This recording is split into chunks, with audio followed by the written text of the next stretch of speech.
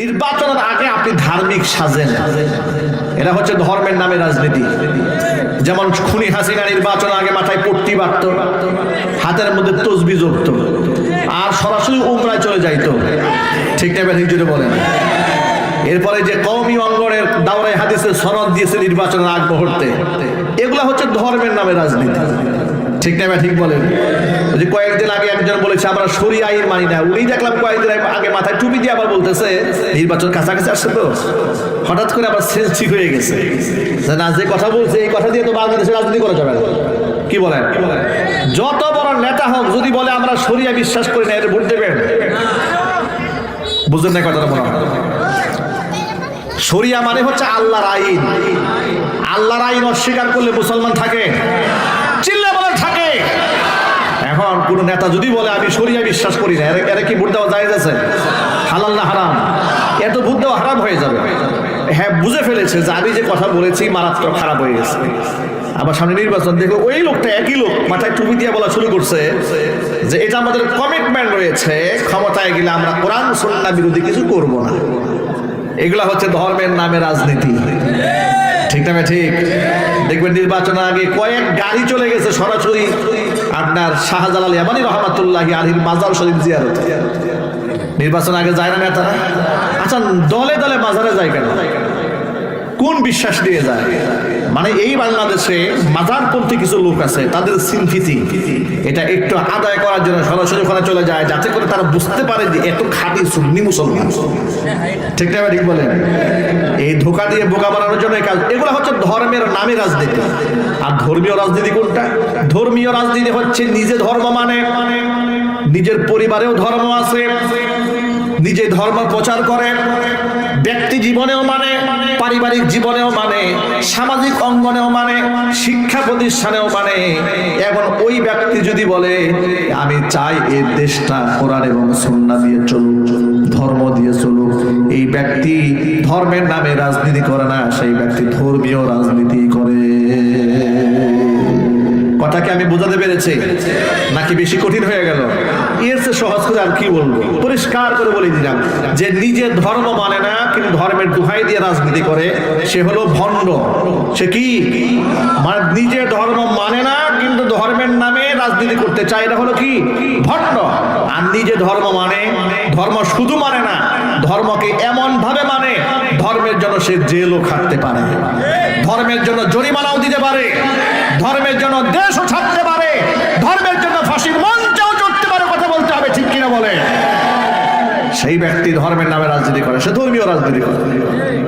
আর এই ধর্মীয় রাজনীতি করা প্রত্যেকটা মুসলমানদের জন্য ফরজ। ঠিক কিনা বলেন? আর মুসলমানদের চাওয়া পাওয়া হওয়া উচিত যে আল্লাহ কোরআন দিয়ে সমাজ চলুক। এটা ইমানদারের চাওয়া পাওয়া এটা হওয়া উচিত। আমি যার কথা অনুযায়ী নামাজ পড়ি, আমি যার কথা অনুযায়ী রোজা রাখি, আমি যার কথা অনুযায়ী হজ করি, যার কথা অনুযায়ী যাকাত দেই, আমি তার কথা অনুযায়ী বিচার কার্য পরিচালনা করব। আল্লাহর কথা ছাড়া বিচার কার্য হলে সেখানে ইনসাফ পাবেন না। আমি আল্লাহর নামের কসম করে বলি, আল্লাহর শাসন ছাড়া, আল্লাহর হুকুম ছাড়া দেশ, সমাজ, রাষ্ট্র পরিচালনা করলে সমাজের মধ্যে আপনি ইনসাফ পাবেন না। এই যে তথাকথিত গণতন্ত্রের নামে যে বিচার ব্যবস্থা বাংলাদেশে আছে, এই বিচার ব্যবস্থায় বেশি শক্তি যার, তার পক্ষে আইন চলে যায়। ঠিক না ঠিক বলেন? যার পক্ষে মিছিল বড় হয় তার পক্ষে রায় চলে যায়। কথা বুঝেন না মনে হয়? আচ্ছা, মিছিল বাহিরে যত বড় হবে তার পক্ষে রায় হবে। তাহলে আদালতের কাজটা কি? আদালতের বিচারকের কাজটা কি? বিচারক শুধু দেখবে তামাশা যে কার দলের মিছিল বড় নাকি? এটা কি ন্যায়? এটা জাস্টিস হবে? ইনসাফ হবে না? ইনসাফ হবে না। এটাই হচ্ছে গণতন্ত্রের কুফল। গণতন্ত্রের কুফল কি জানেন? গণতন্ত্রের কুফল হলো এই হাতের, এই আমার হাতে আছে চায়ের কাপ, এর মধ্যে কিছু চা আছে। এই সমস্ত মানুষ একসাথে মেজরিটি পার্সেন্ট লোক যদি বলে যে না এটা চা না, এটা পানি, তাহলে বলা হবে হ্যাঁ এটা পানি। এটা হচ্ছে গণতন্ত্রের কুফল। মানে ভালো না মন্দ, বৈধ না অবৈধ, জায়েজ না জায়েজ দেখা না, বেশিরভাগ মানুষ যা বলবে সেটা আইন। কোন মুসলমানের কি এমন বিশ্বাস হতে পারে? মুসলমানের বিশ্বাস হচ্ছে পৃথিবীর সমস্ত মানুষ যদি নাও আমার আল্লাহ পাক যা বলেছেন সেটাই সঠিক, আমার রাসূল যা বলেছেন সেটাই সঠিক, কোরআন যা বলেছে সেটাই সঠিক। এতে করে সারা দেশের মানুষ যদি কোরআন সুন্নাহর বিরুদ্ধে যায়, তারপর আমার আল্লাহ হক, এরপর আমার রাসূল হক, আমার শরীয়ত হক, তামাম পৃথিবীর সব মিথ্যাবাদী হয়ে সব জাহান্নামে যেতে পারে, কিন্তু কোরআন সুন্নাহর কথা ভুল হতে পারে না। এই হচ্ছে আপনার তথাকথিত গণতন্ত্রের সাথে কোরআন সুন্নাহর কন্ট্রাডিকশনটা এখানে, বিরোধটা এখানে। ওই দেখেন না আমাদের বাংলাদেশে মদের লাইসেন্স দেওয়া হয়, আছে না লাইসেন্স? এই আইন কারা বানিয়েছে? ফেরেশতারা, জিবরাইল, মিকাইল, ইসরাফিল, কারা বানিয়েছে? এই সংসদে মানুষ বানিয়েছে। তারাই বলেছে যে মদের পক্ষে লাইসেন্স দেওয়া হবে। এই পক্ষে কারা আছেন হ্যাঁ বলুন। বেশিরভাগ মেজরিটি বলেছেন হ্যাঁ, বলছেন মদ লাইসেন্স দেওয়া হবে না। বিপক্ষে যারা আছেন না বলেন। কিছু মানুষ বলেছে না, স্পিকার বলেছে না, হ্যাঁ জয়যুক্ত হয়েছে, হ্যাঁ জয়যুক্ত হয়েছে, অসুবিধা নাই, আগামীকাল থেকে বাংলাদেশের মদ বৈধ হয়ে গেল। আরো যদি নাউজুবিল্লাহ। এই হচ্ছে গণতন্ত্র। এটার নাম কি? গণতন্ত্র। এই জন্য দেখবেন জেলখানা যদি আসামি নেওয়া হয়, যদি তার পক্ষে বড় কোনো দল থাকে আর মত থাকে, রাস্তাঘাটে যদি বড় একটা মিছিল হয়ে যায়, তাহলে সে জামিন পেয়ে যায়। আর যদি কোনো নিরীহ মানুষ বিনা কারণে জেলের মধ্যে বন্দী হয়ে গেছে, তার পক্ষে আওয়াজ দেওয়ার লোকটাই 10 বছর জেলখানা থেকে বের করার কোনো রাস্তা নাই। কথা ঠিক নেবে ঠিক বলে?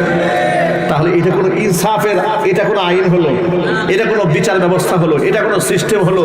এই সিস্টেমটা পরিবর্তন করতে হলে আমাদেরকে আল্লাহর কোরআন দিয়ে শাসন ব্যবস্থা কায়েম করতে হবে। ঠিক কিনা বলেন? এই যে শহীদ উসমান হাদিকে যারা খুন করেছে, এই খুনির বিচার হওয়া দরকার আছে না? আরো যদি বলেন। আমরা আমাদের সবার একটা আওয়াজ ওঠানো উচিত যে গণতান্ত্রিক সিস্টেমে আর বিচার না করে বিচার করতে হবে শরীয়তে আইন দিয়ে। আবার যেহেতু গণতন্ত্রের মধ্যে এটা কনসেপ্টটা এটা যে বেশিরভাগ মানুষ যা বলবে তাই, তো গোটা বাংলাদেশের 95% মানুষ মুসলমান, সবাই যদি এক বাক্যে বলে কিসাসের আইন কোরআন শরীফে আছে না নাই? ইয়া আইয়ুহাল্লাযীনা আমানু কুতিবা আলাইকুমুল কিসাসু ফিল কতলা, হত্যার বদলে হত্যার আইনটা আল্লাহ পাক দিয়েছেন, যা আমরা শরীফ শহীদ উসমান হাদির বিচারটা শরঈ আইনে করতে চাই। একটা বিচার জনসম্মুখে হয়ে গেলে এই বাংলাদেশে আর কোনো খুনির জন্ম হবে না। ঠিক না ঠিক? একটা ধর্ষকের বিচার হলে এই বাংলাদেশ আর নতুন করে ধর্ষক জন্ম নেবে না। একটা চোরের বিচার যদি প্রকাশ্যে হয়, হাতটা যদি কেটে দেওয়া হয়, তাহলে এই দেশে আর চোর জন্ম নেবে না। 28 লক্ষ কোটি টাকা চুরি করে দেশ থেকে বিদেশে পাচার করেছে ফেরেশতারা। কারা করেছে? এই দেশের এমপি, মন্ত্রী, সরকারি আমলারা। ঠিক না ঠিক বলেন? এই যে বেগমপাড়া কারা বানিয়েছে? সরকারি আমলারা বানিয়েছে, এমপি মন্ত্রীরা বানিয়েছে, তাদের পিএসরা বানিয়েছে, তাদের সচিবরা বানিয়েছে। কথা বলে না কেন? এই যে এতগুলো টাকা চুরি করলো, শরীয়ত আইনে এগুলা একটারও হাত থাকার কথা না। ঠিক না ঠিক? যদি হাতগুলো কেটে দেওয়া যেত, তাহলে নতুন করে এই বাংলাদেশটা আবার সুন্দর হয়ে যেত। কিন্তু এই জন্য এই দেশের চোর আর ডাকাতরা শরীয়ত আইন চায় না। কারণ তারা জানে শরীয়ত আইন কায়েম হয়ে গেলে চুরি করার রাস্তা বন্ধ হয়ে যাবে, জেনা বদমাশি করার রাস্তা বন্ধ হয়ে যাবে, নাইট ক্লাবে মহিলা নিয়ে ফুর্তি করার রাস্তা বন্ধ হয়ে যাবে, মাদকের ব্যবসা বন্ধ হয়ে যাবে। আর আমরা সেটাই চাই, মাদক বন্ধ হয়ে যাক, চুরি বন্ধ হয়ে যাক, জেনা বদমাশি বন্ধ হয়ে যাক। এটা আপনারা চান না? কারা কারা চান? দোয়া দেখতে চাচ্ছে। আল্লাহ কবুল করেন। জোরে কোন আমিন। আরো চিৎকার দিয়ে কোন আমিন। একটা আয়াত যদি আপনি অস্বীকার করেন, যদি খালি বলেন যে না আমি এটা চাই না, আল্লাহর কসম আপনাকে মুসলমান বলার কোনো সুযোগ নাই।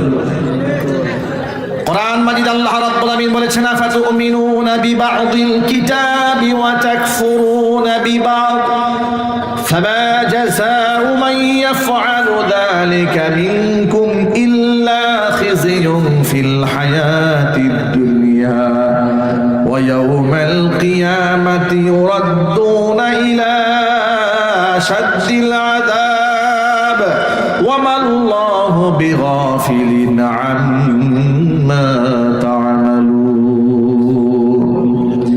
কিতাবের কিছু অংশ মানবে আর কিছু অংশ করবে অস্বীকার। তোমাদের কারো অবস্থা যদি এমন হয়, তাহলে দুনিয়াতে তাকে লাঞ্ছনা, গঞ্জনা, অপমান বোধ করতে হবে, পরকালে কঠিন শাস্তির সম্মুখীন তোমাদের হতেই হবে। আমরা পরকালীন শাস্তির সম্মুখীন হতে চাই না, দুনিয়াতেও লাঞ্ছিত অপমানিত হতে চাই না। আমার আল্লাহ আমাদের জীবনে যতগুলো আইন দিয়েছেন, নামাজ, রোজা, হজ, যাকাতের সাথে সাথে পর্দা পর্যন্ত থেকে শুরু করে আমরা সুদ মুক্ত, ঘুষ মুক্ত, জিনা মুক্ত, ব্যভিচার মুক্ত একটি সুন্দর সোনার সমাজ বিনির্মাণ করতে চাই। আল্লাহ পাক যেন কবুল করেন, জোরে কোন আমিন।